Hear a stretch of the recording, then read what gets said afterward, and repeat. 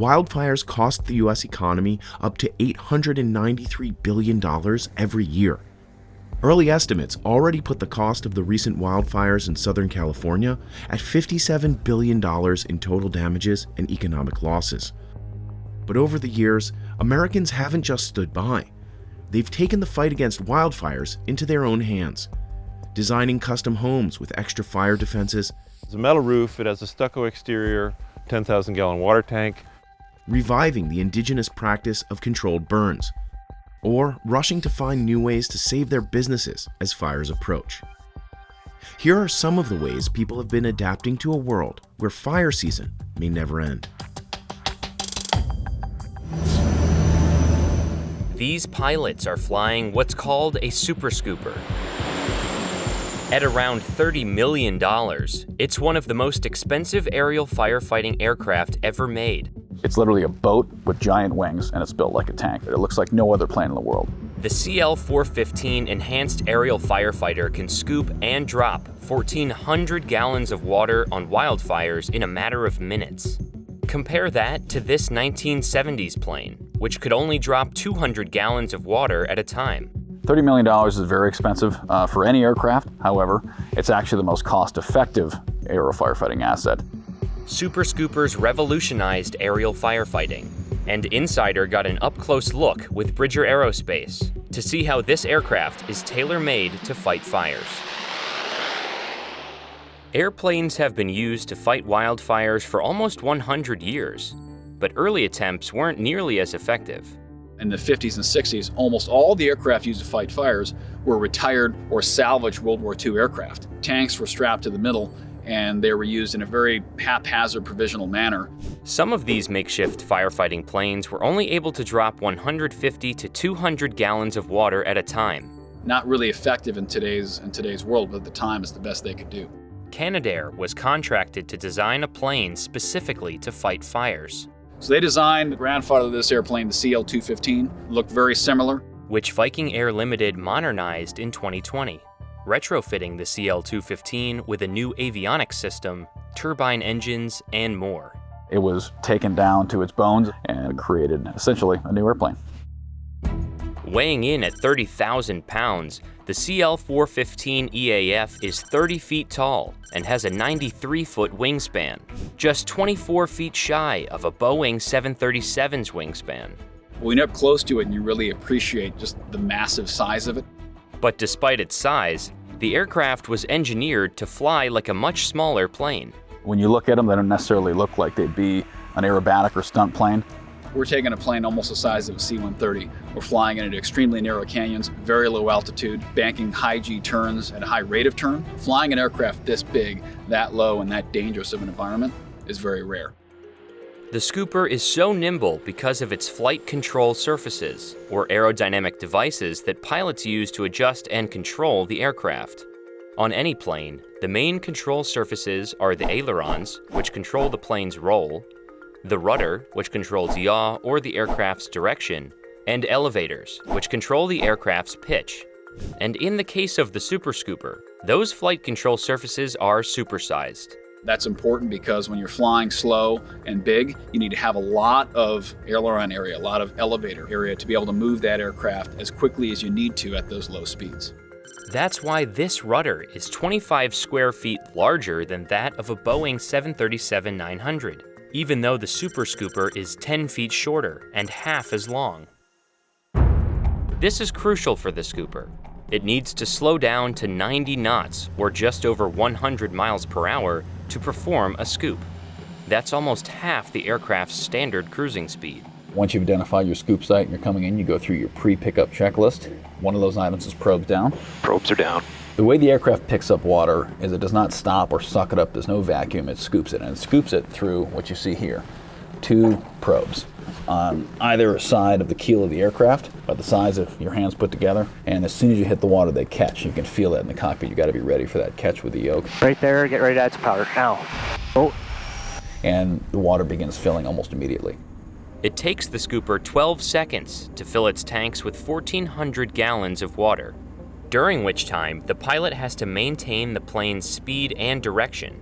Once the aircraft is full and the tanks are full, you retract the probes, there is a noticeable surge in the aircraft when those probes go up, get the aircraft back up to speed, and take off.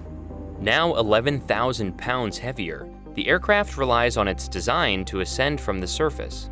If you look at the wing, you can see it has a very large curvature to it. That's called camber, which creates an enormous amount of lift. But aerodynamics aren't the only factor involved. The plane is outfitted with turboprop engines that generate more than enough power to lift it off the surface. They make 2,380 shaft horsepower each side. These engines are extremely durable. You never want to hit anything with them, of course, but if it's ash or debris being pushed up through the thermals of the fire, these engines are going to chew right through that and keep running.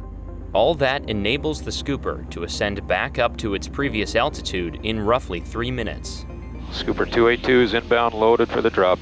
So when we're lining up for a drop, the air attack will get us on target. They're in contact with the folks on the ground who are requesting the water. We're factoring in the terrain, the wind, our altitude for when we need to press the button to make the drop. When the pilot is ready to drop the load, they'll press the water drop button. And 3, 2, 1, drop. Opening the drop doors on the keel and releasing 1,400 gallons of water. Loads away. It only takes 2 seconds for the aircraft to drop its entire load, a very short window for the pilot to work with. There is no targeting computer. It's all by feel and by experience. But the Super Scooper's high-lift wing and turboprop engines allow it to attack forest fires from a lower altitude and speed than other firefighting aircraft. While planes like the 747 Supertanker and DC-10 make drops from between 200 and 800 feet, the Super Scooper can do so from as low as 100 feet above a fire.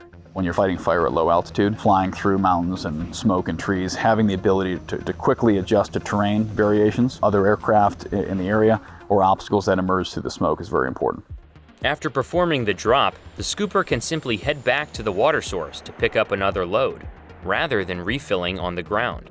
So from drop to drop, it really depends on how close our water source is. But I've been on fires where we're dropping a load of water every 6 minutes. The aircraft can go up to 6 hours between refuels, depending on conditions, meaning it can fight fires longer than other aircraft that need to refuel every 2 hours. Although the sticker price on the aircraft is very expensive, it can deliver 150,000 gallons in one service day compared to a more traditional tanker that can oftentimes only do a small fraction of that. It's actually the most cost-effective aero firefighting asset. And with a paint job like that, it can be hard to miss. It's a very flashy paint job on these aircraft, and it's one of the questions we're asked quite often is why is it painted the way it is? The goal is to be visible in this super dense smoke. It's a very action-packed circuit when these guys are fighting the fires, and safety is the ultimate goal. For aerial firefighters, the next game-changing innovations aren't going to come to the planes themselves. The next ridgeline for aero firefighting is going to be data. It's going to be understanding what the fire is doing, where it's going, where it came from, and being able to share that data with as wide a population as possible. That can better inform our aerial response, better inform the ground response, and make sure that those citizens affected by the incident are giving the best information possible to protect themselves, their families, and their livelihood. In the meantime, aerial firefighting aircraft like the Super Scooper are tasked with keeping forest fires in check. Flying this aircraft in the environment we fly it in, it's very exciting, it's very dangerous, but it's also very fun. Workers at this vineyard in Sonoma County rushed to harvest 10 tons of grapes off the vine late at night. That's because the second largest fire in California history was burning just 1 mile away. Oh, wow, that's getting close. That just came up, huh? Yeah, that's scary. This isn't a typical pick because the grapes aren't really ripe enough. It's a scene that's unfolding across California's wine industry. In recent years, winemakers have been forced to make a difficult decision: salvage what they can before smoke ruins their grapes, or lose the crops and hope insurance will cover the losses. Since August 15th, over 1.6 million acres in California have burned, an area about the size of the entire state of Delaware. Scientists say that this year could likely mark the state's worst ever wildfire season. It's a devastating sequel to 2019, when the season's worst fire, Kincaid, destroyed over 100 buildings, including local landmarks like the Soda Rock Winery in Healdsburg. Yeah, it's just a larger question of like, what's gonna happen going forward? This is 3 out of 4 years now that we're doing this. And as the fires burn, there are fears that the ongoing coronavirus pandemic could spread among agricultural workers. In a normal year, the end of summer would mark the beginning of harvest in wine country. Nearly 15 million tourists visit Sonoma and Napa counties annually, pumping about $4 billion into wineries, hotels, and restaurants. Right now is the most critical time for the industry and our business and our county. Our county depends on agricultural, specifically grapes, wine grapes, and wine growing. And so if we're unable to do that or execute that because of weather or whatever it is, that's going to have a dramatic effect on this community. Ross Reedy has worked in the wine industry for 12 years as a wine grower and a winemaker. He's seen how fires have changed the landscape over the years. 10 years ago, I remember walking through a vineyard and looking at it and say, oh yeah, we've got 2 weeks, until that's ready, and you can pick based on ripeness and, the physiology of the grape. Now, the past 3 or 4 years, it's like, oh, okay, well, fire's still 20 miles out, the wind's moving the opposite direction. Okay, I got another week, In the vineyards, the actual threat from fire is low. In fact, fields like this one are typically a good fire defense for the buildings they surround. It's smoke that is the problem.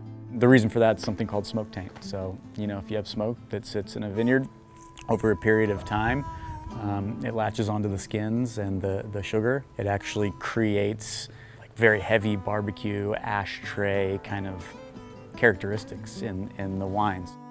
Depending on what the winds do and what this fire does, there's a real big chance that we're not gonna be able to harvest fruit this year, which would be really bad.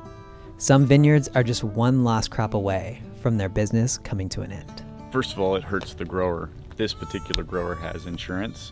It'll cover his costs. So basically, he doesn't make any money this year.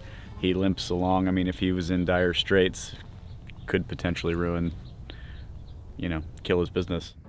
Hotter, drier conditions are becoming part of a new normal in California. Although last year, the Kincaid fire started because of faulty electrical equipment, this year's combination of a searing heat wave and rare summer lightning storms have kicked off what scientists predict could be a catastrophic fire season. Winemakers are trying their best to adapt, but there are many complications. The power at Emmett Scorsoni Wines was out for 1 week. We evacuated from here, we got out what we could. We knew at some point the power would be cut. The immediate concern is the temperature control in our cellar. We had no time at all to plan a full evacuation of 150 barrels of wine, so we decided we had 1 truckload. We took our 6 most expensive barrels to hope for the best. Last year, the 100-year-old Soda Rock Winery was destroyed by the Kincaid fire. They were able to reopen, but the future of the business remains uncertain. Well, what a weird season, huh? Some vineyards have crop insurance, but it rarely covers all losses. That puts growers like Ross in a bind. Harvest what they can and risk that the wine made from them will have an unpleasant smoke flavor, or let them rot on the vine and file an insurance claim. And it means asking field workers to brave rough conditions in the midst of an ongoing pandemic. A July study revealed that California agricultural workers are 3 times more likely to contract the virus compared to workers in other sectors. Corazon Healdsburg, a local nonprofit, has been distributing food since the pandemic began. Today, they are doing free COVID testing for the community. Many here are agricultural workers and families. So for those who work in the vineyards, many commute together for work, many live together in the same households or in communal bunkhouses. If somebody is infected with COVID, that could really have a huge impact on the whole operation. And so that's why this testing is so important right now. Okay, so you're just gonna wait right here. We are seeing a disproportionate impact of COVID on our Latino community. I think it is exacerbated by the working conditions and living conditions of the Latino community here. Despite these challenges, winemakers are taking steps to protect their workers and their grapes. Organizations are providing safety information on fires and COVID, and labs are being set up to test for smoke taint in grapes. But many growers like Palmer Emmett of Emmett Scorsoni Wines are optimistic about the industry's future. Hopefully this is not going to be an annual occurrence, but Sonoma County and the wine industry are very resilient as a whole, and I think we'll survive and keep chugging. In the wee hours of Sunday morning, Ross Reedy's crew finished their emergency pick. It is now 1:30. We're back at the winery and just brought all this fruit back. It's been a pretty wild day. We got about 10 tons of rosé of Zinfandel out of Dry Creek.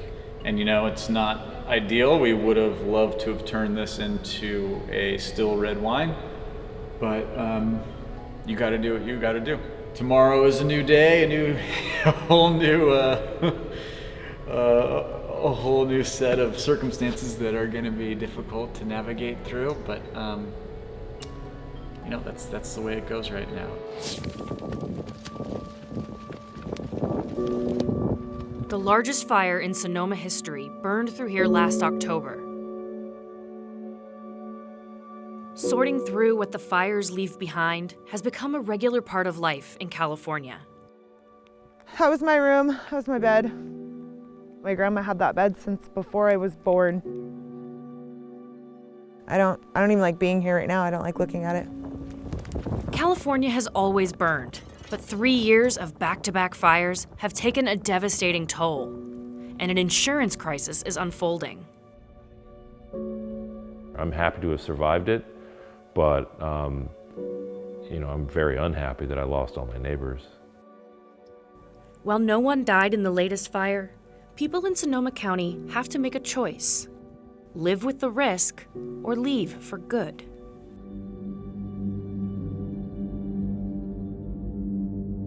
This is the last home standing on a ridge that was swallowed up by the Kincaid Fire, the 2019 season's most destructive blaze. Its survival is possibly thanks to the handmade fire defenses Chris Arai has installed over the past several years. The house has a metal roof, it has a stucco exterior, 10,000-gallon water tank. We have a fire gel that we apply to the windows. The off-grid system, massive batteries. 10 miles down the road, Michelle Hall's family has nothing left. It didn't really hurt the trees, it just got all of our buildings and our structures. I don't want to look at anything that's going to remind me of this ever again. I just want it to be over with and be able to move on. The sudden blaze may have been started by a faulty wire maintained by the electric company PG&E. It destroyed hundreds of homes and businesses. I was asleep, and about 3 o'clock in the morning I got a call that Soda Rock was on fire. This 150-year-old winery that is a local landmark burned to the ground. I was in pretty much shock for the next 4 or 5 days, just not knowing what to think. Kincaid spread across 120 square miles. It was the season's most destructive fire. No one died, but no one knew what they would come home to. I get to the bottom of where our driveway actually starts, and I could see the corner of the building. And it was still in its original color with what looked like a bit of roof on it, thinking, well, that's a good sign. And I just got out of the truck and ran up the hill. Arai had reason to worry. About 2 months before the fire, his insurance company sent him a warning. We got a letter, but they were gonna drop our policy. I mean, it was like a one-sentence reason.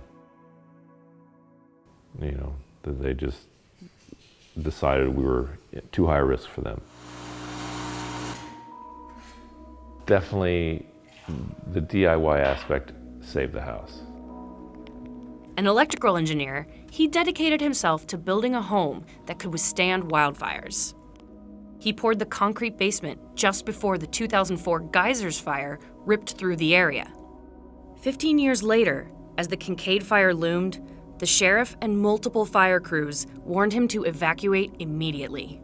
So our original intent was to ride it out down here. And Tess asked me, are you sure that we're going to survive? And I said, well, I can't be 100% sure.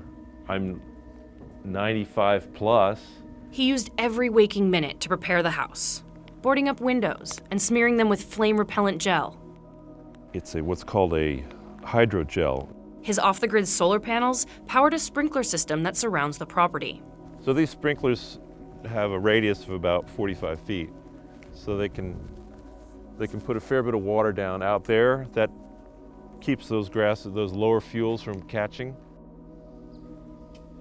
But as the wind shifted, Arai knew it was time to leave.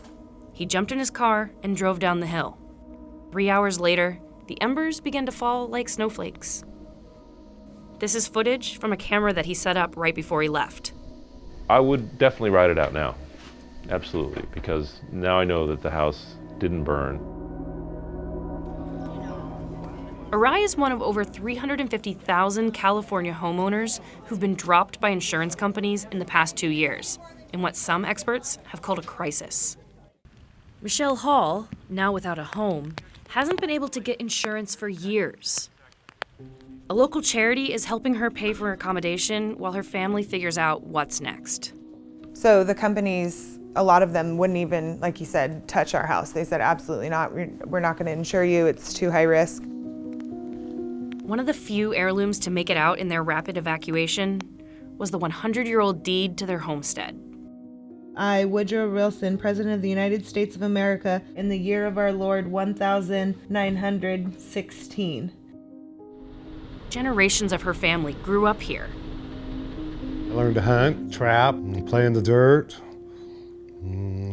Watch out for rattlesnakes. But a century after settling in California, the Hall family is ready to say goodbye. The fires, they're helping push me. And the high cost of living, that's probably the number one reason. Because if we wanted to move into town, we couldn't do it. By one estimate, thousands of residents have fled Sonoma County over the past 2 years, the biggest drop on record. This latest fire hit during the grape harvest, which is also peak tourism season. So even those who didn't own property felt the impact in weeks of lost wages and rolling blackouts. A lot of people, they got evacuated, so they couldn't work for 1 week or 2 weeks. A lot of people were out of work. So we're trying to help all those kind of families. They really, really need help. Corazon Healdsburg, a local charity, set up a free store to provide necessities like diapers, socks, and paper towels. Moody's estimates it cost the average resident $765. Businesses in the evacuation zone lost an average of $16,000. Overall, Sonoma took about a $725 million hit, and the county is preparing to sue PG&E, California's electrical utility, for damages. For a local staple called the Jimtown store, the losses have been too great to bear. The reason I haven't quit earlier is because of all the people. 3 decades ago, Carrie Brown and her late husband bought what was once a 19th century general store. Thank you so much for coming in. Her sister is the manager, and many employees are local college students. It's more than just a little cafe and a roadside destination. It really, really is like a heart and soul for our community. On December 30th, 2019, the Jimtown store closed its doors for the last time. To all, thank you for 28 wonderful years. Even for those who escaped the flames, the future is still uncertain. Across the state, an insurance crisis is unfolding. Multiple reports suggest that recent wildfires have wiped out decades of profits for the industry. In December, as insurers continued to drop policies, the state of California stepped in. It temporarily blocked them from cutting off close to 1 million more customers in 2020. Meanwhile, Silicon Valley has offered a technological solution. The startup Zesty AI uses artificial intelligence to help insurance companies more accurately assess risk. From all indicators and all the researchers and scientists, this is You've heard it over and over again, the new normal. David Hsu, who was a firefighter for more than 30 years, consults with the company. So you're not giving up on California? Not at all. No, I don't think so at all. It's just the fact that we have to think differently about the way we've done things. Zesty's platform rated the Soda Rock Winery as high risk for fire, even though no one else expected it to burn. Usually the vineyards provide a pretty good fire break, and so I was not overly concerned, to be honest. Until now, insurance companies have relied on models based on historical fire data and low-resolution satellite imagery, making them more likely to drop policies for entire zip codes. Zesty uses dozens of data points, including building records, roof shape, and distance to flammable vegetation, to estimate a property's risk. There's many different layers of information that can be gleaned to assess the vulnerability of a structure to a wildland fire. It could become an indispensable tool for those who wish to remain in a landscape that will continue to be reshaped by fire. The public has to accept the fact that if you choose to live in a fire-prone environment, it is a constant piece of work that you have to maintain your structure. You have to constantly work on your property for vegetation clearance and setbacks and defensible space. Despite the devastation, the team at Soda Rock Winery reopened almost immediately. So I said, well, we got some wine, we got the barn, I got some planks, I got some barrels. Why don't we just open? And we did. Today, a glass of Merlot can be paired with fresh roasted walnuts. Chris Arai is already preparing for next time. Are you willing to play these odds year after year? Now I'm confident. Michelle and her father are ready to leave. So what do you think is next for you guys? I think moving to Idaho. These people are setting new blazes on purpose during California's worst wildfire season. It's called a prescribed burn, a method of bringing good fire back to the land. You know, your head's always on a swivel, and you always want to be kind of on that fire's edge right there. That's going to be your safest place to be. Give it a whirl. And now, more Californians see this as one solution to the state's catastrophic wildfires. All of our ecosystems require fire, and many of them require fire on a pretty regular and frequent interval. And as these volunteers learn how to do this work, this is one of our main tools for ignitions. You want to orient the curly cue? They're asking for help from the land's original stewards. Conservation organizations, state parks, national parks. We work with them because we believe that they truly want to take care of Mother Earth. We also believe they don't know what the heck they're doing, and they need our tribe to help them. But over the past century, new inhabitants tried to stamp out fire completely. Those focused on fire suppression are actually getting stretched thinner and thinner, and they don't have the capacity to do all of the prevention work that we need. These volunteers could be the reinforcements. So far this year, an area nearly the size of New Jersey has burned inside California. That seems like a lot, but until European colonization, this was normal, according to fire ecologists. Much of the American West was intentionally burned by humans. Smoke and fire were common, but the conditions were rarely devastating. It was a central part of indigenous culture. Our tribe recognizes that fire is a gift from Creator. It was a gift that allowed us to have warmth, to have light. It was very important to manage landscapes. And that prevented the very large buildup of fuel loads, such as we see now when they've taken fire off the land. Our people did that for thousands of years. And then came the horrific, brutal periods of colonization, and tribes were not allowed to burn anymore. And while a changing climate is making wildfire more likely, what set the stage for this apocalyptic year was a policy of removing all fire that dates back over 100 years to 1910. That year, there were millions of acres burning across the western United States, similar to what we've seen in 2020. In the aftermath, the U.S. Forest Service declared war on fire. Now, regular people are learning how to bring good fire back to the landscape. Fire Forward is a program of Audubon Canyon Ranch, and we're working to improve capacity for prescribed burning in the Bay Area and beyond by really changing the way we live with fire as a culture. Volunteers learn the basics of wildland firefighting and prescribed fire lighting over the course of 8 weekends. Safety is number one. We're all here to teach and learn, so please don't be afraid to stop or ask me or anything. They must complete 40 hours of online coursework, complete a strenuous pack test, and attend a field training day. Bare mineral soil, and that's the goal of any hand line, is to leave behind you nothing but dirt. You don't want anything there. Much of this work is done by hand, in small teams. The McLeod and Pulaski are tools customized for carving fire lines out of the landscape. Volunteers also learn how to handle water hoses and drip torches, which drip diesel fuel to ignite dry brush. They even learn how to use a fire shelter, a last resort safety device. So we pop this open, step in with your other foot. Now you've got 3 positions of contact, so you can remove this hand, grab the other strap, put it over your head, and lie down. Yay, awkward.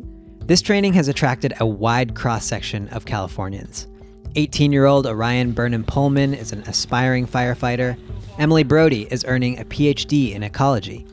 There are national park employees, retired locals, and concerned citizens motivated by the worsening fires of the past years. I got exposed to Fire Forward in 2017 after the fires came into Sonoma, and was here through the evacuation. We had a number of friends who lost their homes. Other volunteers haven't experienced fire firsthand, but are eager to learn. I do believe that it's our collective responsibility, and it's almost to me like, as an inhabitant of the planet, it's kind of up to us to understand how it works and to learn how to keep each other safe. Members of local native tribes are also present at Fire Forward programs, offering lessons that have been passed down over hundreds of generations. You know, it's really great to see everyone out here and be putting fire back onto the land, because it's definitely an essential part of taking care of all of our tribal lands. By the end of it, volunteers are certified as basic wildland firefighters. They aren't allowed to work on the front lines of a dangerous blaze, but they can assist on prescribed burns under the guidance of an experienced crew chief. Beautiful. Good call, Taj. Way to be paying attention. Right into it. Professional firefighters do use prescribed burns, but the recent years of back-to-back emergencies have left little time for prevention work. Volunteers could help, but there's always the risk that a fire could get out of control. The culture of the fire service believes that using prescribed fire as a tool is more in their house. They're the owners of that. They are uncomfortable with the idea of handing that tool over to the general public because they don't have the training, they don't have the knowledge of fire behavior. But years of neglect are beginning to compound. So far this year, fire suppression has cost taxpayers over $1 billion, 10 times more than a decade ago. No matter how many fire engines we buy, no matter how many firefighters are on the ground, there will never be enough firefighters or equipment to be able to combat the explosive, catastrophic nature of fires that we've seen over the last few years. The impacts of removing fire can be seen all over California. The Amamutsan lands on the central coast of California didn't look anything like they do today. This forested land was covered in grass, and it was one of the most biodiverse landscapes in North America. Today that biodiversity is gone, and today that coastal prairie is pretty much all gone. Because once you stop the fire, then the shrubs encroach, and then the Doug fir encroach, and then the redwoods encroach. And that just eliminated that coastal prairie that is so essential. For the past 3 years, native stewards from the Amamutsan tribe have been working to restore the prairie, using fire as a key part of the process. Because of the heavy fuel load that was there, we couldn't just go in and light the thing on fire. That wouldn't be safe. And so what we were doing is we were cutting down the trees and putting them into burn piles. I'm the squad boss of the crew. I'm an Amamutsan tribal member, and my ancestors probably once roamed these lands. We get that tree ready to process it so we can fell it. We started limbing the tree from limb, and then putting that into a pile. Then, when conditions are safe, they burn those piles. The end goal is to get enough fuel off the land and then light prescribed burns that creep along the ground. This slow-moving fire kills invasive species that are not adapted to the heat. When the smoke clears, these burns restore balance to the ecosystem. 15 months before the glass fire, we did a prescribed fire in this area. The glass fire burned over here. This was our fire line for the prescribed fire. The glass fire burned up to it and stopped. You can see the green ferns, green grasses, green sedges, tan oak sprouts, and outside the prescribed burn, quite a burn. I think that today the impacts that we're seeing from these fires demand a change. We really don't have an option.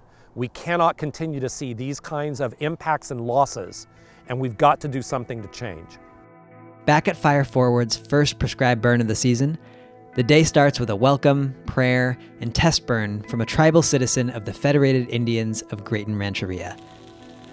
With CAL FIRE representatives, water tankers, and 50 volunteers on site, they burned 15 acres. I don't think it's existential threat or sadness that's drawing people into this movement. I think what it is it's a ray of hope. There's a tangible solution here, and that is that we all learn to live with fire in a different way. Stopping some of the largest wildfires comes down to the fire line. So I'm trying to separate the fire from the fuel that it's burning. So by creating this dirt path, I'm actually stopping the forward progress of the fire. Wildfire seasons are starting earlier and lasting much longer than usual in the U.S. It feels challenging because these fires are very large and resources are stretched thin. Oregon's Bootleg Fire has burned through an area more than double the size of New York City, and firefighters are working long hours to put it out. You've got to have people or bulldozers on the ground to stop the spread of the flames. We followed them for a day to see what it's like. We're going to jump right back into what operations is calling a rowdy fire day. Nearly 2,000 people are working to contain the Bootleg Fire. Crews from New Mexico, the Oregon National Guard, and Alaska are all here. Your day starts at about 5 a.m. and you find out what your assignment is for the day, and then it usually involves a long drive to your division. Constructing direct fire line is the best way to stop a fire from advancing, and this is a low intensity burn through pine needles, but it looks like it's pretty thick.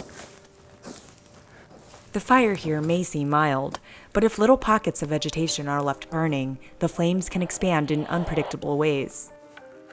And we can see how it's stopping the spread of the fire right here because there's nothing left for it to consume once it hits this dirt fire line.